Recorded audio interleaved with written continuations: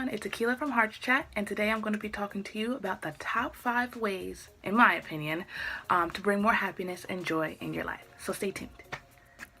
So we're going to start with number 5, and number 5 for me is self-care. And what I mean by self-care, you hear us on HeartsChat talking about self-care a lot, and usually we'll say something that, helps you feel better, be better, become better, and gives you some time and away from the stressful life that you have. But for this particular video, I'm going to talk about specific ways for self-care.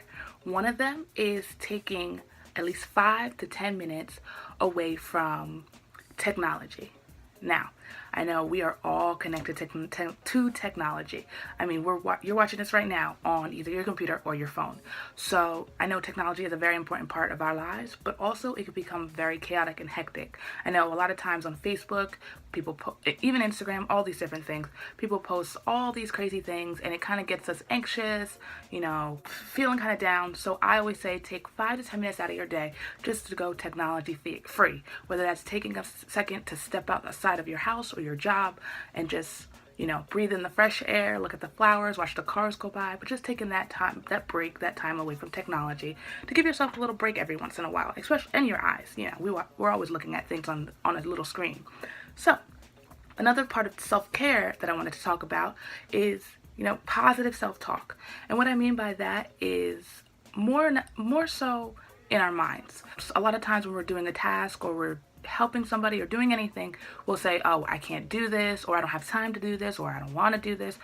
Start by changing your phrases to, I can do this, or I can make time for this, or something more positive to help motivate you and encourage you that you are capable of doing the things that you need to do and the tasks that you set for yourself every day. Another part of self-care, which we do talk about a lot, is exercise. And me and how I am and my relationship with exercising is not the best, but it's getting better. I'm glad to say that I am doing much, much better. But when it comes to exercising, it doesn't have to be anything major. It could be simply, walking up the stairs a few times, taking a walk around the block if you have time, just standing up and sitting down on your chair, doing something to keep you getting that blood rushing, things like that, to help bring a little bit more happiness, a little bit more joy, a little bit more movement into our lives, because a lot of us are stationary and kind of just sitting at a desk or sitting on our beds or doing something that's pretty stationary that doesn't help us move around, interact with people, different things like that. So that is number 5, self-care. So we're going to move on to number 4. Number 4 is talk to someone on the phone. Talking to someone on the phone, I know that may sound like a simple thing to do, but like I said, nowadays we're all about technology and we're texting or Facebooking or Instagramming. We're not really having those conversations with people. Now, we don't always have enough time in our busy work days to go visit people and actually sit down, have a conversation, have a glass of wine if you're over 21, or drink some soda and eat some food if you're younger, to actually interact with people. So a very good way to do this is to talk on the phone. And a lot of times I'll do this so I can save time, because I'm always running from client to client or house to house, whatever. I'll call them while I'm driving. I have my headphone piece in and I'll talk to my mom, my dad, just my grandparents, anyone that will answer the phone at that time, anyone that I can actually have a conversation with, because it's good to have that interaction, hearing people's voices, hearing tones, hearing different things, and getting a chance to share your day, hear their day, how their day is going, and kind of enjoying that time with one another when you may not be able to see them as often. So I think it's very important to bring some happiness and joy in your life is to actually talk to people rather than texting or Facebooking or Instagram. It's a different kind of interaction. It brings a different kind of feeling, emotion, interaction into your daily life. So number 3, be more organized. I can't stress this enough. I am an extremely organized person, so I may be a little bit more biased to this, but for me, and probably for a lot of you out there, being organized keeps me kind of grounded, keeps me happy actually, because I get to cross off my checklist or know what I'm doing, when I'm doing, and how I'm doing it. And specifically when it comes to tasks that I want to complete or work that needs to get done, not necessarily if I want to go out and have fun, like I'll just do that on the whim. But when it comes to things that I know that I want to get done, know that we want to accomplish, or tasks that we have a certain timeline on, it's very, very important to stay organized. And you can be organized in any way. You can have planners, you can have things on your phone, you can write to-do lists, post-its, anything that really helps you get organized. And different people are organized in different ways, and different things will work for you. Some people are organized in complete mess, and that works for them. But this still gets them organized, and they know what they're doing, they're on task. It's less anxiety as the uncertainty as to what you need to get done during the day. And a tip that I have in terms of being more organized is, before you go to bed, write down all the things you want to accomplish for the next day. And then when you wake up, you look at it and see what you really can accomplish in the day, and then write a new list as to what you're going to do that day when you wake up. I'm telling you, it will definitely help you have less anxiety, less stress as to what needs to get done. And don't overwhelm yourself with things that on your list, because that will add stress, and that's not what we're trying to do here. We're trying to help gain more happiness, more joy, more peace in our lives. So like I said, be more organized is number 3. So number two is practicing to stay present and in the moment. What I mean by that is, a lot of times our minds are racing to the next thing we have to do. We'll think about, while we're eating dinner, we can be thinking about, oh, what am I cooking for breakfast, or what am I cooking for dinner tomorrow? And we're not enjoying where we are, what we're doing, who we're with in that present moment. We are always skipping from thing to thing to thing, or situation or issue or whatever's going on in your life. And I know this one out of all 5 that I will be giving you is probably the most difficult to obtain and to bring into our lives. It's the staying present, because we're so used to thinking and doing and trying to move on to the next thing, getting one thing done and going right to the next.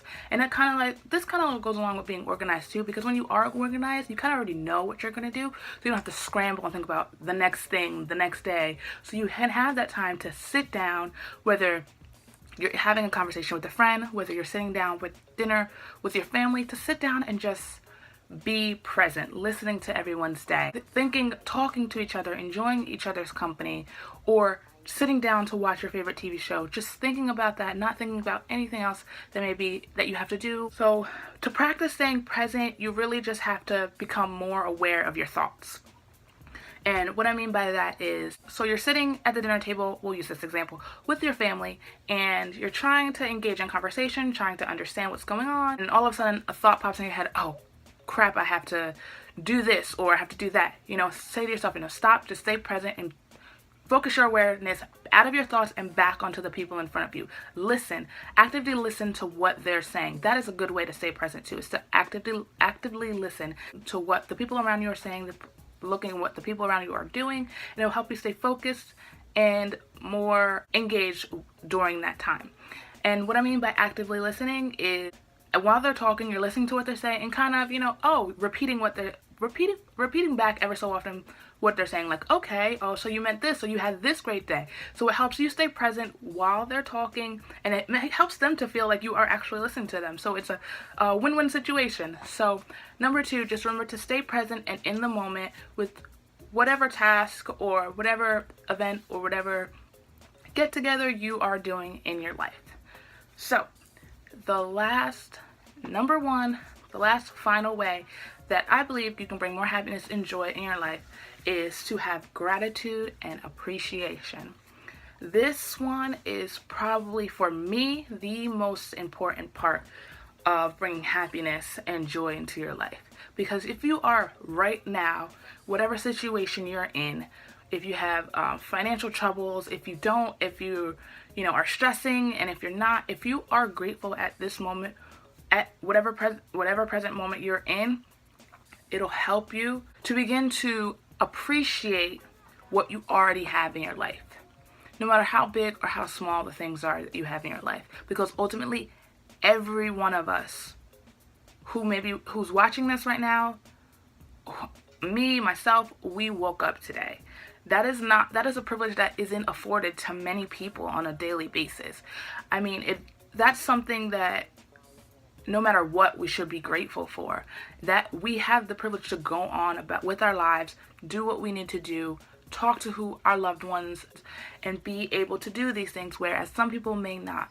If we start to really begin to appreciate and show gratitude within our lives currently, it helps us to be happier, to appreciate the simpler things, to be able to, take more things on as it comes.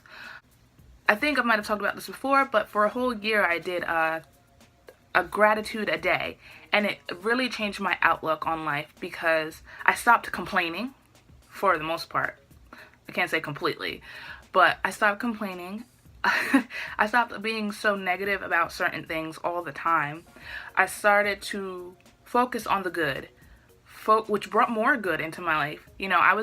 Last year was really a really good year, not just because, the gratitudes and things like that, but ultimately that had a huge impact on my life. And for me, I actually documented it because I know I needed accountability and things like that, and just the way I work. But for me, it also helped touch lives of other people that I didn't even know. I'd have people, telling me, "Oh, I love your gratitude. It makes me want to do that too. It brightens up my day." And, that made me feel good too, that I'm helping people by trying to help myself. It's very, very important for us to appreciate the things that we have currently, so that we are able to get through our day and bring more happiness, bring more joy into our lives. So number 1, again, is gratitude and appreciation for life. So those were my 5 ways to bring happiness, peace, joy into our lives, because we know we all can use a little bit more of that, especially with, all the things that are going on in the world, all the things that we do on a daily basis that may bring us down. So I'll just recap them one more time. I had 5, which is self-care. I had 4, which is talk to someone on the phone or in person if that's possible. Number 3 was be more organized. Number 2 was practice to stay focused in the present and in the moment. Number 1 was gratitude and appreciation. So thank you so much for tuning in, and I guess you know what time it is. If you are an artist and would like us to play your music, or have a product or brand that you would like us to advertise, or if you have any questions or comments, please email us at HeartsChat@HeartsChatRadioshow.com. Be sure to follow us on Twitter, Facebook, and Periscope at HeartsChat, and our Instagram at HeartsChatRadio. We post a lot of motivational messages up throughout the day, so if you need a little inspiration or pick-me-up, follow our pages. And for more information on HeartsChat, be sure to visit our website, www.HeartsChatRadioshow.com. We hope you enjoyed our show today. Tune in every Sunday and Tuesday on HeartsChatRadioshow.com for a new episode of HeartsChat. So don't forget to tune in again at HeartsChatRadioshow.com and check us out. And visit my blog and ask me all of your relationship questions anonymously at FromEricasHeart.com. Thank you for listening to HeartsChat, where we speak from the heart. Bye. Bye-bye.